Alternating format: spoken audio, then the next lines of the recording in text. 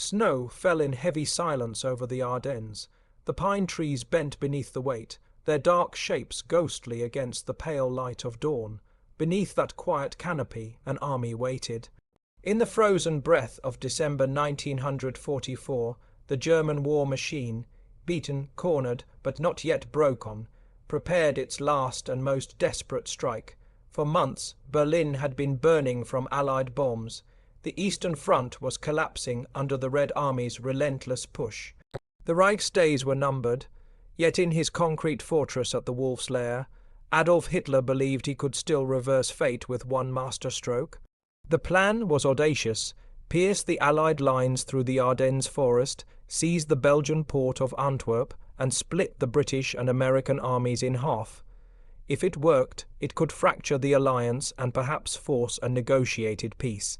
But victory on paper was not enough. Hitler demanded surprise, absolute confusion among the Allies. For that, he needed deception, the kind that would twist trust itself into fear. He turned to a man whose reputation for daring bordered on myth, SSO Sturmbannführer Otto Skorzeny. Skorzeny was tall, scar-faced and infamous.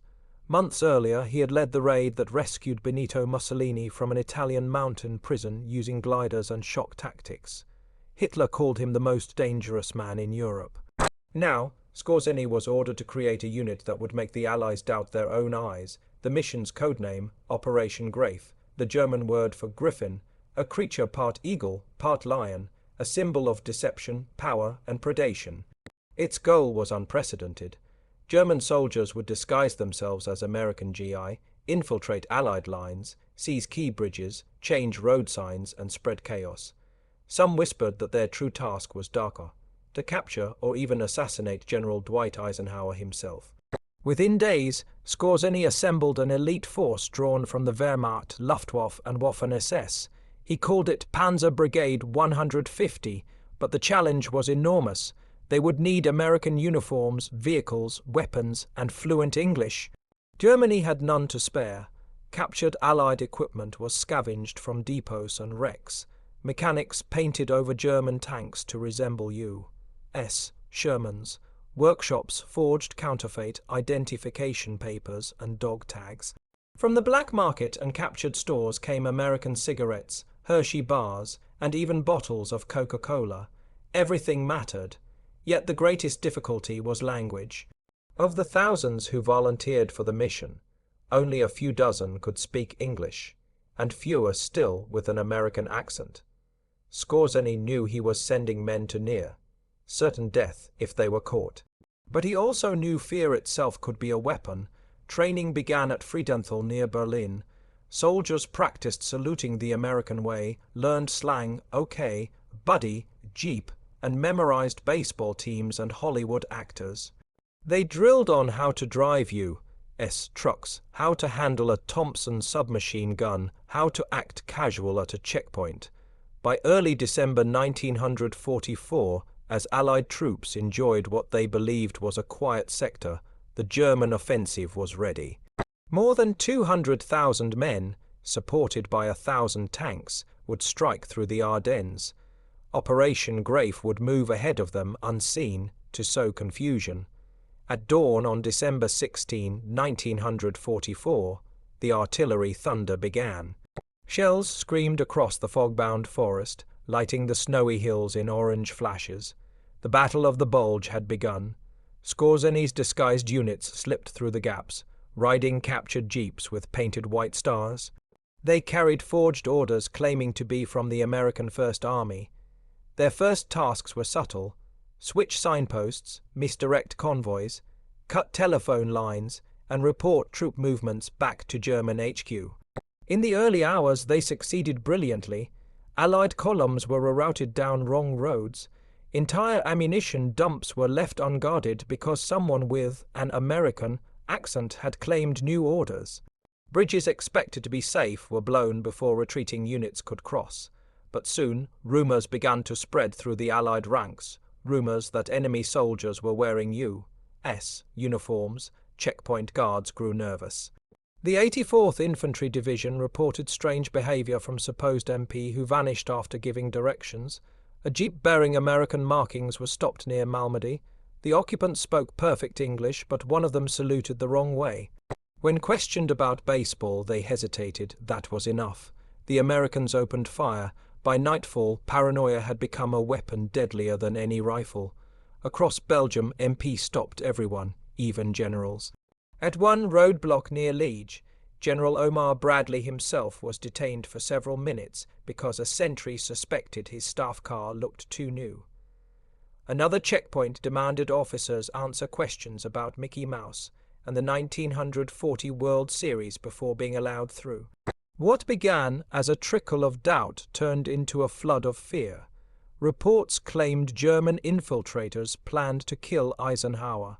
In response, the Supreme Headquarters Allied Expeditionary Force, SHIEF, went into lockdown. Roadblocks surrounded Eisenhower's quarters. The general was ordered to remain indoors for days. Even members of his own staff were interrogated repeatedly. One colonel, furious at being detained, shouted that the Germans had already succeeded. Without firing a shot, they had paralyzed command. Yet for all the chaos, Skorzeny's men faced almost impossible odds. Their jeeps ran out of fuel, their radios failed in the cold. Many were captured simply because they couldn't mimic the relaxed banter of American troops. When interrogated, they invoked the laws of war, claiming protection as soldiers wearing enemy uniforms only during combat. The Allies saw it differently. At court, marshals near Bastogne, several were sentenced to death for espionage. By December 23rd, 17 of Skorzeny's infiltrators faced a firing squad. They were executed at High, Belgium. The snow turned crimson under the rifle's echo. Skorzeny himself was furious at the failure, but fascinated by the effect. In his after-action report, he wrote that Operation Greif had achieved strategic confusion disproportionate to its numbers. Even if few missions succeeded, the fear it created had slowed Allied reactions for crucial days, time that allowed the German spearhead to advance deeper into Belgium. But the tide soon turned. American resilience stiffened. Air power returned when the skies cleared on December 24th. The panzers that had raced ahead now found themselves trapped and starving. By January 1945, the Bulge was crushed. Operation Greif was over. When the war ended, Otto Skorzeny was captured by U.S. forces and tried at Dachau for violating the laws of war by using enemy uniforms. In his defense, he cited Allied commando operations in Normandy that had done the same. Witnesses from the American OSS even confirmed it. In September 1947, the tribunal acquitted him. Skorzeny walked free, his legend intact. The winter sun never rose high that week. It hung like a pale coin above the Ardennes, shedding no warmth, only a dim light that turned men's faces grey. The forest, once a barrier of quiet beauty, had become a labyrinth of suspicion. For the Allied soldier, December 1944 became a month of questions. At every crossroads, an MP voice cut through the wind. Where are you from, soldier? Who's the president's dog? Spell Mississippi. The Americans were fighting ghosts. Trucks were halted, convoys searched, papers read again and again. Machine gunners watched from foxholes, their barrels following every approaching silhouette until passwords were shouted and repeated. Inside the command posts, officers spread maps across crude wooden tables. Red arrows marked advances that seemed impossible. Black pins marked sightings of enemy GI. Intelligence officers argued. Were there a dozen infiltrators or hundreds? Could Eisenhower himself be a target? The rumor grew until it filled every mess hall. By December 20th, the Supreme Headquarters Allied Expeditionary Force issued sealed orders. The Supreme Commander is to remain under guard until the threat is verified eliminated. For Eisenhower, a man accustomed to motion, to visiting every front confinement felt like humiliation. Through the frosted windows of his quarters at Reims, he could hear the thrum of departing jeeps, the shouts of guards. Outside, soldiers who would have once saluted now searched one another at gunpoint. The Germans had succeeded in creating a war of nerves. Skorzeny's men meanwhile moved through the snow like shadows. Their convoy, Jeeps painted olive green, each marked with a white star, wound through ruined villages. Every few kilometers they encountered retreating German troops who stared in confusion until the pass. Phrases were exchanged. Radio silence was strict. They carried forged American field orders stamped with counterfeit seals, enough to fool a checkpoint for a few precious minutes. Private Helmut Steiner kept a small diary, writing by the light of a covered torch. "I have never felt more afraid, not of death, but of being recognized." He described the cold bite of the uniform buttons, the awkward feel of American boots, the taste of foreign cigarettes. He and his comrades knew that discovery meant a rope or a bullet. On December 17th, one of the teams reached a bridge near Trois Ponts and convinced the guards that demolition orders had changed. The Americans left. Minutes later, the bridge exploded in a roar that echoed through the valley. The sabotage delayed an armored column for hours. Elsewhere, another team switched road signs at a critical junction, sending an entire fuel convoy south instead of north. The confusion rippled through the front like static on a radio. Still, success was fleeting. Many units lacked proper gasoline. Others were trapped when American patrols sealed the roads. One group, disguised as MP, was challenged by a young lieutenant who asked them who won the 1940 World Series. None could answer.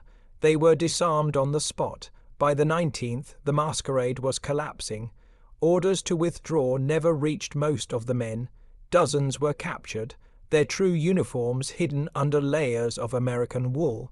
When stripped, they faced silence, then shackles. For American soldiers who had fought since Normandy, the idea that the enemy might be among them was more terrifying than the guns ahead. In Bastogne, where the 101st Airborne would soon make its legendary stand, guards fired warning bursts at every unfamiliar vehicle. Jeep lights were forbidden. Officers ordered passwords to change hourly. Some troops reacted with dark humor, pinning notes to their coats reading "Not a Kraut." Yet, others grew violent. One mistaken identity led to a firefight between two U.S. platoons. 3 men died before the truth was realized. The strain seeped into letters home. Sergeant Paul Moore wrote to his wife, "We are told they wear our clothes and drive our jeeps. It makes you wonder if the man beside you is really yours." Meanwhile, Allied newspapers in liberated Paris printed sensational headlines. Nazi spies in American uniforms. Civilians grew cautious of every soldier who couldn't pronounce French names correctly. The Germans had failed tactically, but psychologically they had achieved the impossible, turning trust into suspicion. From his command post east of the Meuse, Otto Skorzeny watched the situation with mixed satisfaction. He had lost good men, but his deception had forced Eisenhower's army to hesitate at the exact moment Hitler needed time.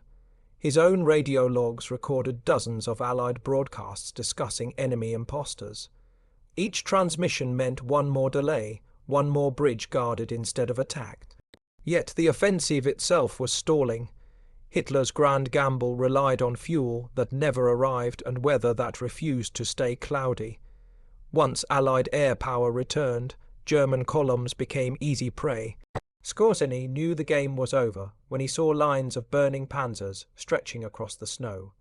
He ordered his surviving commandos to destroy their jeeps and retreat through the forest. Few made it back. Some froze where they fell, their American coats stiff with ice. Those who were captured faced swift judgment.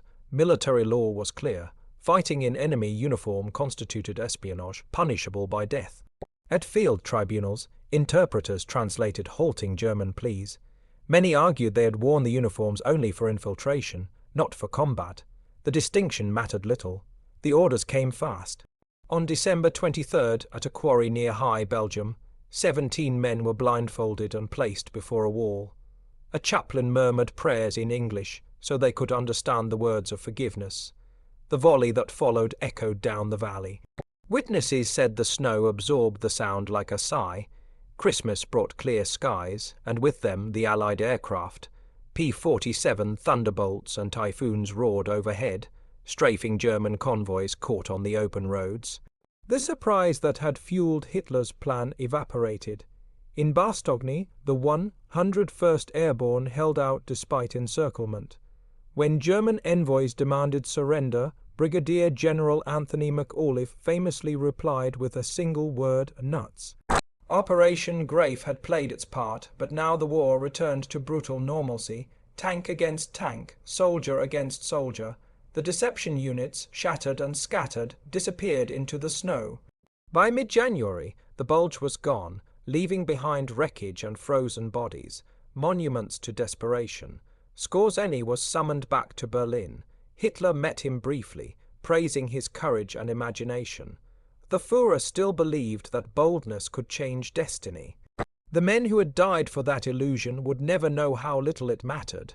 When the thunder of guns finally faded from the Ardennes, only silence remained, a silence broken by the creak of frozen trees and the faint crack of ice under a boot. The Allied advance resumed through villages burned black and fields littered with twisted steel. It was January 1945, the last winter of the war in Europe. Among the prisoners marched down icy roads were men who did not look like the enemy. Their uniforms bore American insignia. Their helmets still dusted with snow from the same foxholes the GI had slept in. Behind barbed wire, they huddled together in makeshift camps, uncertain whether the next dawn would bring rations or a firing squad. For interrogators, these prisoners were curiosities living riddles. Many spoke perfect English, some carried genuine U.S. cigarettes and pay books copied with expert precision. What they did not carry was hope. In one report preserved by Allied intelligence, a young German corporal confessed, "I never shot in that uniform. I only wanted to go home alive." His captors said nothing. They knew that survival for any of them was a fragile privilege. While Skorzeny's deception dissolved, another legend was being forged 30 miles away. Bastogne, a crossroads town ringed by forest, had become the eye of the storm. 7 roads met there. Whoever held them could control the entire southern flank of the German offensive. The 101st Airborne, short of food and ammunition, dug in as snow fell day after day. The men were cold, exhausted, and surrounded, but their lines held.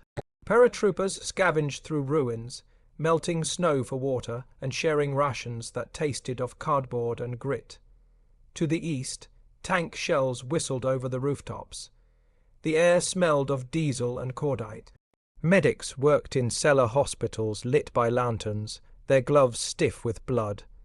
When the German commander demanded surrender, the single word reply nuts spread like wildfire. It was more than defiance, it was the refusal of an army to break. Operation Greif had been meant to paralyze such will. Instead, it hardened it. American troops, now alert to every ruse, tightened their ranks and learned again what unity meant under fire. Far behind the lines, Otto Skorzeny sat in a requisitioned farmhouse, his once bright plan collapsing like frostbitten wood. He was 36 tall, his face marked by a dueling scar that newspapers loved to call the scar of the Reich's bravest man. But that winter, courage brought him nothing. His Panzer Brigade 150 was a ruin. Only a fraction of the jeeps returned, most burned or abandoned. Reports came of captured men being shot, others vanished in the forest. Radio contact with Berlin grew sporadic. He wrote a final message to High Command. The deception achieved its tactical purpose. Morale of the enemy was shaken. It was part truth, part survival instinct. Even heroes of the Reich had to account for failure. By February, Skorzeny was ordered to reorganize new units for the defense of the Rhine. He obeyed, but he knew the war's end had begun. The grand gamble of the Ardennes had consumed Germany's last strength. In March 1945, Allied armies crossed the Rhine and poured into the heart of Germany. Cities fell one after another. Smoke rose from Cologne, Essen, and Dortmund. Roads clogged with refugees, soldiers, and horse. Drawn wagons heading nowhere. American troops advancing through the Rhineland, often found abandoned German vehicles painted with their own stars, ghosts of Operation Greif. The deception that once terrified them now seemed almost pitiful, a symbol of a desperate regime fighting with tricks instead of strategy. In one ruined town, a U.S. sergeant wrote in his journal, "They fooled us for a week, we'll bury them for a century." By April, the Third Reich was collapsing from the inside. Skorzeny, recalled to Berlin, found a city already devouring itself, barricades, bomb craters, the smell of gasoline and despair. Even then, he refused to surrender easily. He spoke of forming guerrilla units to fight on after the inevitable defeat. But there were no men left to lead. When the guns finally went silent in May 1945, Skorzeny disguised himself as a regular soldier and tried to slip west. Near Salzburg, American troops intercepted his convoy. He surrendered quietly, introducing himself not as the infamous commando, but as Colonel Otto Skorzeny of the Waffen-SS. At first, the Americans did not believe they had caught one of Hitler's most celebrated saboteurs. But his face, widely printed in Allied intelligence bulletins, left no doubt. He was placed under heavy guard and transported to an interrogation center. There, in a cold cell lined with white light, he faced a line of officers armed not with rifles but with questions. How many men had he sent behind Allied lines? Who ordered the use of stolen uniforms? Did he know of atrocities committed under his command? Skorzeny's answers were measured, almost rehearsed. He insisted that his men had never fired a shot while wearing enemy insignia, that they had changed back into German uniforms before any combat. The truth was murky, and in that murk lay his chance of survival. In 1947, the Allied military tribunal convened in Dachau to try Skorzeny and several of his officers. The courtroom smelled of dust and sweat. Reporters from across the world filled the benches, eager to witness the fall of one of the Third Reich's most famous commandos. The charges were grave: violation of the laws of war through misuse of enemy uniforms and infiltration of enemy lines. Witnesses testified, some with trembling voices. American soldiers described capturing Germans in U.S. jeeps. Others swore they saw them fighting in disguise. Skorzeny remained calm, his scarred face expressionless. Then came a surprising defense. A British officer, summoned as a witness, testified that Allied units had themselves used deception tactics, including wearing enemy clothing during limited operations, and that such actions were not uncommon in wartime if the disguise was removed before combat began. The statement changed everything. The tribunal, uncertain of intent and lacking proof of direct combat under disguise, acquitted Skorzeny of all major charges. He walked free in September 1948, leaner, older, but still proud. Freedom, however, meant exile. Skorzeny could never return to the Germany that had birthed and destroyed him. He drifted first to Austria, then to Spain, where Franco's regime offered quiet refuge to former officers of the Reich. In Madrid, he built a new life under the Iberian sun. There he opened an engineering company, mingled with businessmen and ex-soldiers, and published his memoirs. The book, part confession and part justification, portrayed him as a soldier of honor trapped in politics. To some, he was a romantic figure, the last knight of a doomed empire. To others, he was merely another war criminal who escaped justice through luck and ambiguity. Yet his legend endured. Intelligence agencies of the early Cold War, from the CIA to Mossad, watched him closely. Rumors claimed he worked as a security consultant, training European mercenaries and advising dictators on counter-insurgency tactics.